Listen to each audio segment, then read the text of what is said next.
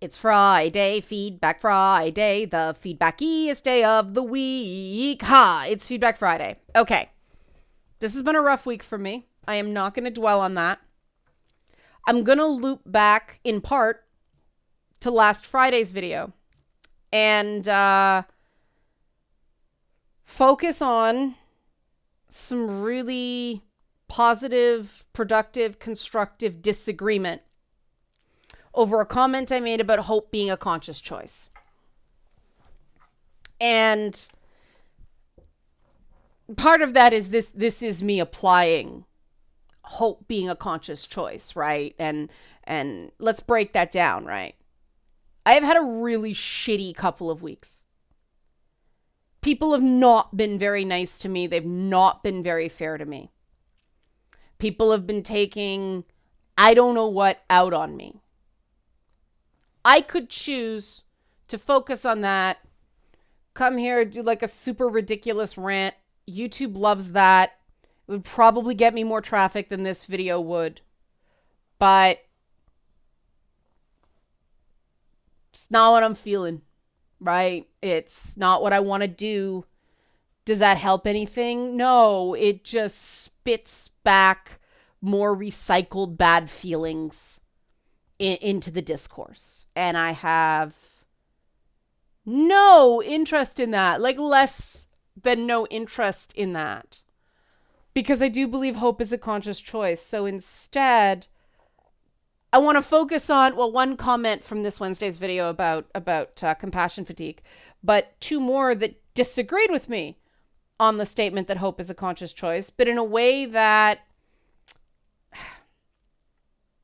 certain disagreements are like, I stand by what I said, but I see this piece of what you said as extremely valid as well. So how do we take this fundamental truth and have this fundamental truth and have them exist at the exact same time and make a Hamilton song, right? You knew I was going there, Hamilton fans. 3 fundamental truths at the exact same time. That's my favorite song in the whole musical this week.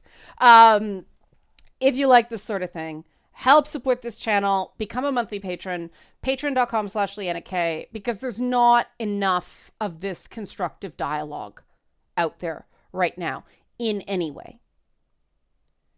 It doesn't make anybody any money right now.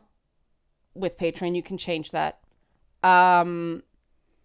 But I think there's a more important principle at play, which is a lot of people are feeling extremely hopeless. And that's exactly when you have to model hope. And you have to model hope as a conscious decision, because delayed gratification is delayed. It takes more energy to take the high road sometimes. It certainly is for me right now. But it's more worthwhile. And, you know, if this blows up in my face, at least I can say I tried. That's the hope part. The conscious choice part is recognizing it may blow up in my face. But is there any other more positive alternative right here? No. So I have to just hope this goes okay. Conscious choice. So I'm going to start with the comment from the compassion fatigue video from Wednesday. And for people who don't know, there was no Monday video. There was an issue. And so the Suicide Squad review I wanted to do for Monday went up Tuesday. So I lost the Tuesday video. So this is why I'm talking about last Friday's stuff today. So I'm not reading comment names. I've explained why people get harassed, and that really upsets me. So what this commenter said, when I asked what can people do to help with just the exhaustion, the raw nerves that are going on right now, and they said that something, the internet and the world as a whole, stop demanding people care about their issues and just accept that once you've said your piece and you know it's out there and being found, the people who do care will find it. I love the way that was worded. They continue. You won't get more support by demanding everyone must care and must care now about it, or that's somehow licensed to call them some kind of uncaring monster who has no empathy at all. This can be seen in media, This is coming. I don't want to mischaracterize this comment because some people may be thinking, oh, this is about the people who are mean to me this week. No, it wasn't. It was actually from the other side, the sort of more anti-SJW side. Like, I don't give a shit about your cause, and I think I need a right to do that. The fact that it reflects so much, also, okay, you didn't like a movie / video game / cartoon. We get it. Leave me alone now, please. It's the same principle, right? And this commenter's absolutely right. When you go over the top and do the, you're an uncaring monster, I don't know who you are anymore, you've become a completely different person. You're not, this is going to be really blunt. You're not persuading anyone of anything except for the fact that you've completely lost perspective. And this is true even of causes you consider very important for whatever reason. Because if you really do want to make the world a better place, attacking somebody you thought well of, like just before the issue came up, right? That doesn't help. That doesn't help. We make progress by building bridges together, not burning them down at every chance. And they paraphrased a Penn and Teller episode about being offended. And I completely 100% agree with this. The put your case to us, and if we agree with you, we might take action. Yes, that's all you can expect. Make your case. Don't try to shame or bully or scream at or somebody. Don't try to force someone to do what you want them to do. Persuade them. Because nobody likes being forced to do something, and all that does is create resentment. You're not creating a legitimate ally. You're creating shit down the road. And the commenter says, people need to learn to take people refusing to act or join them as an acceptable option and not as they are the enemy and must now be destroyed. And there's a lot of that going around about a lot of things.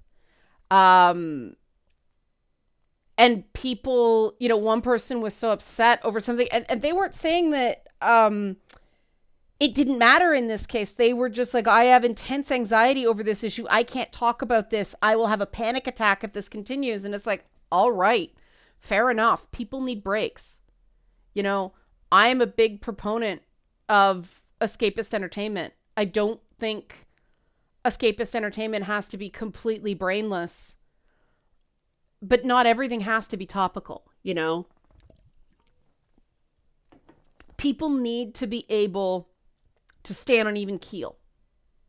And when you're spending all of your time fighting with people, not only are you not respecting that other people stand on even keel, but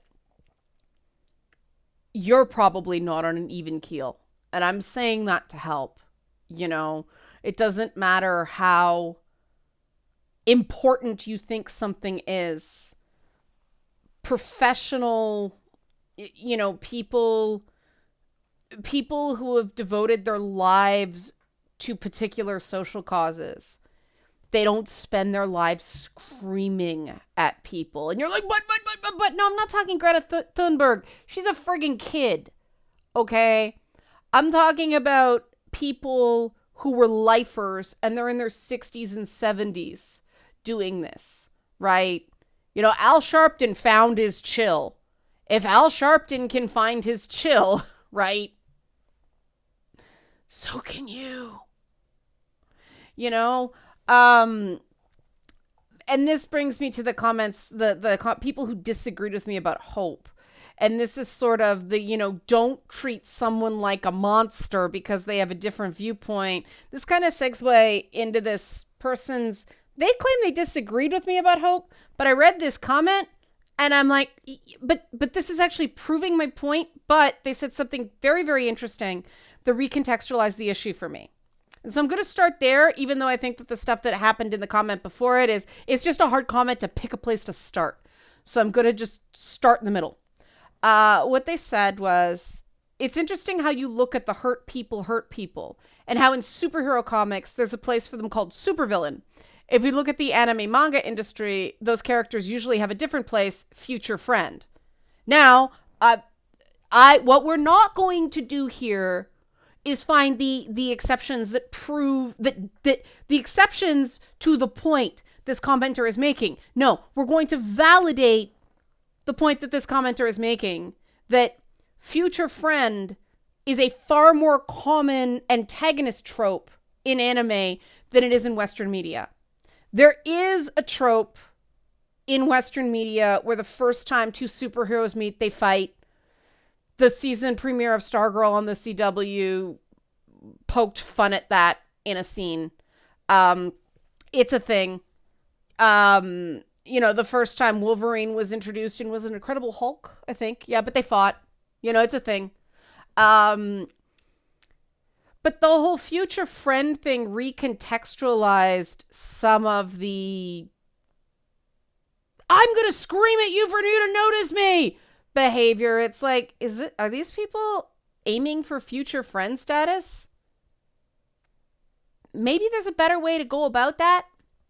The thing is, though, the whole future friend archetype, the whole future friend trope is an inherently hopeful one. The only way that villain becomes a future friend is if the hero has hope to the point of stupidity. This person tried to kill you. Let's be buds. Do most people do that? No, only a very hopeful person does that. I've battled through things with certain people and they came around. It does not always work. In fact, 4 times out of 5, it doesn't work. The person just continues to be an asshole. But that 1 out of 5 people who started off as a complete prick and they just needed somebody to give them some time and they turned out to be a cool dude. That 1 in 5 is why I continue to try. It's why I don't like being so worn out lately, because I can't right now. But in the context of other things, in that comment, the whole future friend thing is very interesting because they said, I think hope is something other people either give you or take away from you. Well, you do need to be open to receive it. If nobody ever gives you hope or it's taken away in larger quantities than it's being given, then you will not get hope. And this is the internal locus of control versus the external locus of control thing. No one is going to walk up to you and hand you a bucket of hope. It's not how it works. People see things and, they see Superman being inspiring and the whole Obama hope and change thing.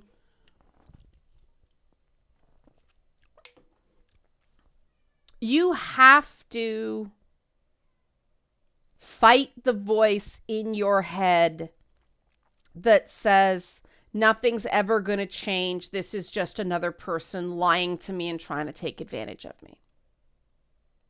And again, you don't have to do it every time. I can't do that right now. No fucking way. I'm too beaten down. I'm going to get back there, right? That's the hope part. That's the self-compassion part. People can't force hope on you. You have to actively receive it, not just be open to it. You have to trust it when it comes. And one of the really toxic messages I find going around the internet is this idea that you have to keep yourself safe. You have to prevent yourself from being fooled. If somebody takes advantage of you, it's your fault. No, it's not. No, it's not. Nothing good ever happened before one person trusted another person. We need that. to get progress. And a lot of bad actors who make a lot of money off the culture war have figured out how to weaponize distrust and a lack of hope. And, they're encouraging people to go out and freak out on people over cartoons so that those people get more and more and more marginalized and more likely to start, thinking not great ideas are suddenly really good ideas. And I totally sympathize with those people. I understand how it feels. I have had really bad reactions to certain things. I was left, I've talked about this before, I think, profoundly depressed after I saw the second Bryan Singer X-Men movie. Because Mystique was mute, and then Lady Deathstrike was mute. And it just felt like, a guy who, of course, turned out to be yet another horrible dirtbag in Hollywood with a taste for apparently underage boys, was actively taking away the voices of powerful women. And, Fox as a studio was like, yeah, go make every kick-ass chick you liked as a kid mute. And yeah, for me, that was pretty profound because I didn't tend to like female characters as a kid. I tended to connect to the monsters more. I was a He-Man kid, not a She-Ra kid, but He-Man through the monsters, right? I felt like a monster as a kid. So, I found hope through those archetypes. But Mystique, I guess because Mystique was kind of a monster and Deathstrike was kind of a monster to me, I was really, really depressed. I was really depressed after that movie. I was so bummed. I get it. Did I go to war with everybody who liked the movie? No. Did I want to be able to say I didn't like the movie? Yeah. That's not that hard. We can do all these things, right? Like, a lot of times, if you chill and have a discussion about what you liked, what you didn't like, you can have a very validating conversation about anything, right? It can be a movie. Like, I've made very good friends because we fundamentally disagreed on pieces of media, like friends, work colleagues. It was one person with an opinion and another person with an opinion, and we knew how to use our words. And we came away from the conversation more informed about the other side, right? That can't happen when you're just screaming at someone and attacking them. I think that waiting for somebody to give you hope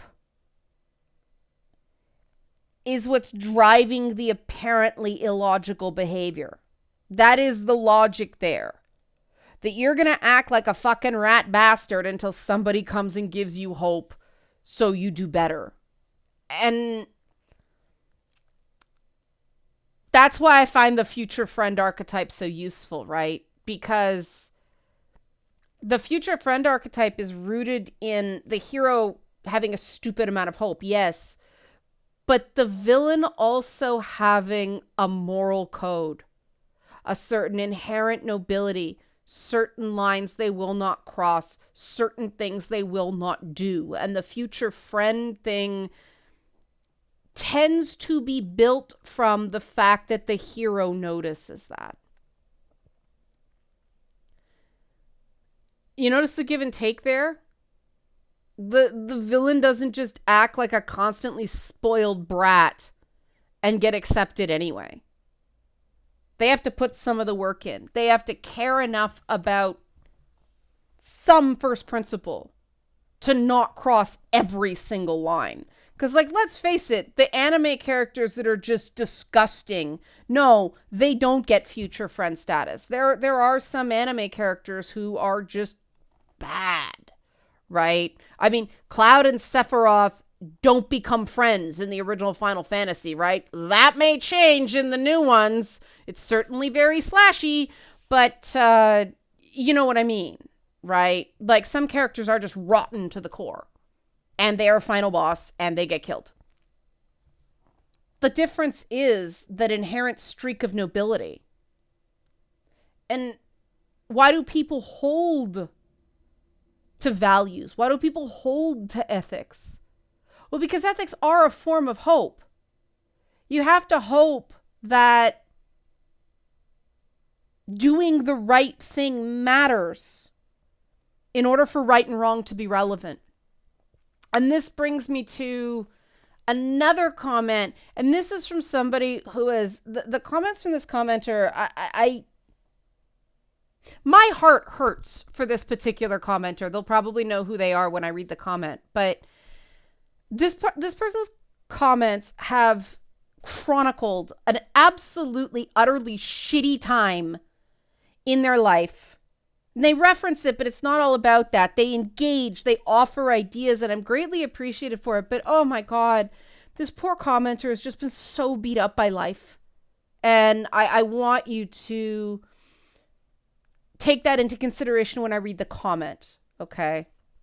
Because the whole thing about hope is a conscious choice, they responded, this sounds like the kind of message and ideal that keeps people in things like multi-level marketing or abusive relationships. I just have to have hope it'll get better if I keep trying, instead of accepting the lost cause, and more importantly, how people keep you in that hope for their own benefit. Hell, that kept me at that abusive job for years. The Hopewood boss would get his head out of his ass one day and start recognizing how much I was doing for him. Instead, I got a new boss that liked to yell, then laid off. Obviously not coming from a great place and a valid bad place.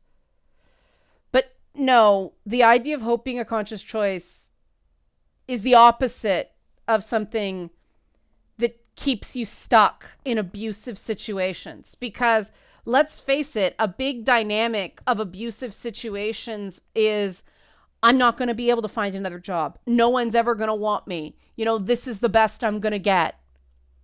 That's why we accept shitty behavior we know is shitty. Instead of thinking, you know what? If I stay here, no, it's never going to get any better. If I walk into the unknown, there's hope. I choose to put my hope there. There's the consciousness there, right? Like, what makes more sense? What is more likely? That this person's suddenly going to change their ways? Or I'm going to have to leave and find something better because this person's never going to change? The latter, right? The latter makes more sense. Hope is not stupidity. Tying into the future friend thing. A lot of heroes are written as hopeful to the point of stupid, and it kind of drives me crazy because it's sort of lazy writing. But yeah, again, this is another thing where we're coming at something and what they're saying is totally right. And no, they shouldn't stay in a bad situation. But that's the hope thing, right? Like, you're better than this. And if you say no to this, something better will come along. You don't have to stay working for this shitty boss. Because you have to ask yourself, why did you just keep hoping they would get better? What drove that hope? Because I know, having been in those situations, that wasn't actually hope. That was despair. That was, I'm not good enough for anything else. This is the best I can do, you know? And you know, there's a fundamental thing underneath that of everybody wants other people to see the good in them. Everybody wants their skills acknowledged and, you know, their good people qualities to be acknowledged.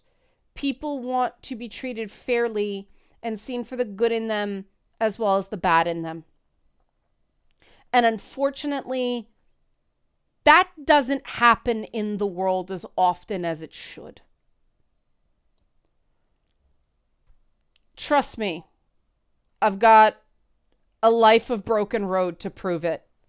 Um, People seem to be under the impression that I get like a ton of like super praiseworthy validation on the regular. It sure doesn't feel like that from where I'm from. There were a couple people who actually did have my back this week in public, and they I'm sure they were worried they were going to get called a white knight, but they did it anyway, and I greatly appreciate that. Fortunately they didn't seem to get called a white knight. Good, thank God, because that wasn't what they were doing. The white knight thing drives me crazy, but that's a story for another time.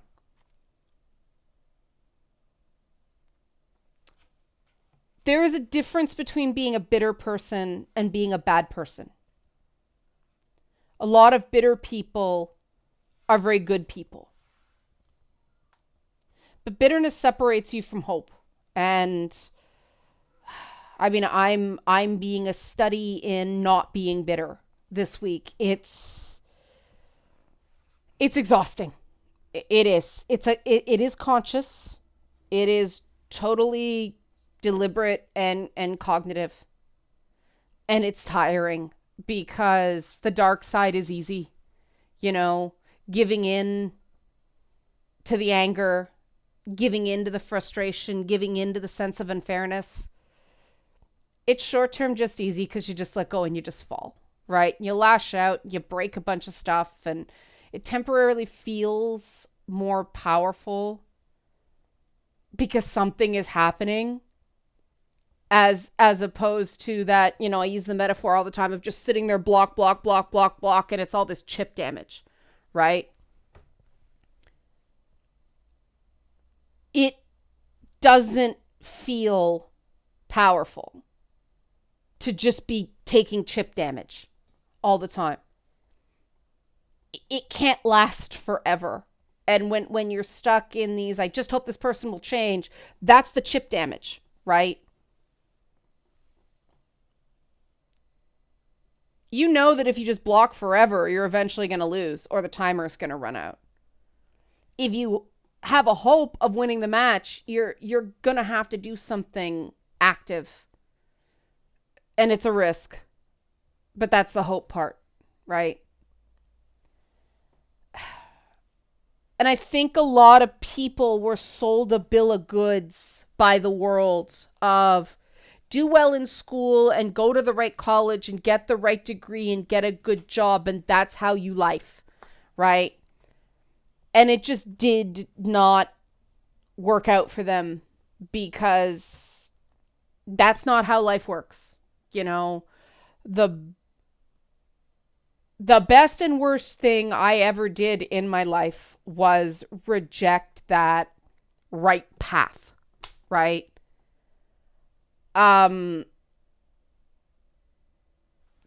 Because I wasn't satisfied with just okay. I wanted to try to do something great. So I did the thing that, disappointed the hell out of my mother. And instead of going and getting like a science PhD, I went into the media. I went into television. Not the most calculated move, right? But I've done okay. I've, touched some lives, covered some things, been able to raise awareness of certain causes and certain things that I think has made the world better. Could I have made the world better as just like a lab scientist sort of thing? Yeah. But for me, it would have been okay and not great. I needed that. I needed the chaos. I needed the feeling of being alive.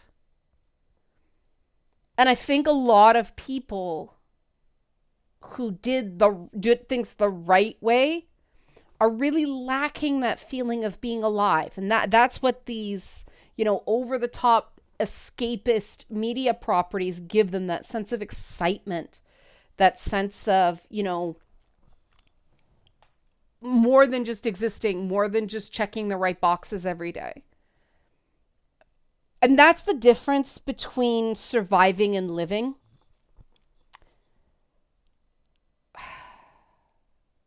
I wish I could do a course on how to do things a different way. Maybe there is a way to do that. I don't know. But I guess the message I want to leave with is just because I can't validate the way people are behaving lately, I still get that the pain is real, that's underlying, the supervillain behavior.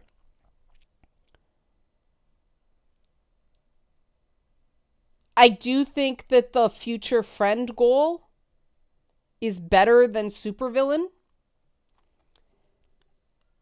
And again, to reiterate, the thing that makes those two things separate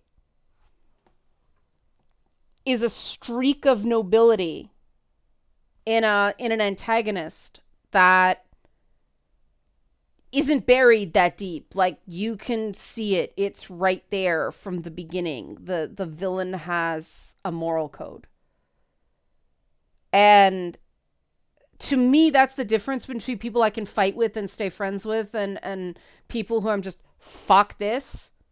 The people I can fight with and, strengths of the friendship are people I know have a really, really deep-rooted, very strong, strip a mile wide of ethics and morality. And they practice what they preach. Not perfectly, but I see the effort. That's how you get to future friend. And if you're, if you're just flinging a whole bunch of nonsense at someone who deep down, you don't actually have any evidence of it. You're just flinging shit at that person because you're feeling bad and it's easy. They're not going to be your future friend. You're blinding them to any nobility you will have in you. And you have control over that. It won't work every time. It won't work every time because the other type of anime, is that the whole thing of somebody is very honorable, but the rest of the world sees him as bad, right? That's another anime trope.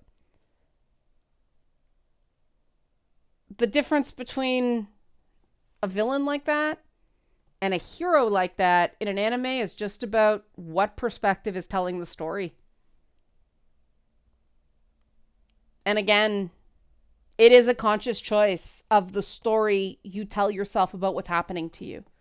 So I don't know. I'm looking forward to the feedback on this. Again, I just wanted to read some comments that made me think and made me feel, and that I felt something positive and constructive could come out of. Please be kind in the responses because these are people that to greater or lesser degrees were vulnerable for the greater good. Please reward these streaks of nobility in these people that volunteered these comments instead of doing the easy cowardly thing and just fling shit. Okay? Because that's where hope lies. Help support this channel. Become a monthly patron. Patreon.com/LeannaK. Thanks for watching.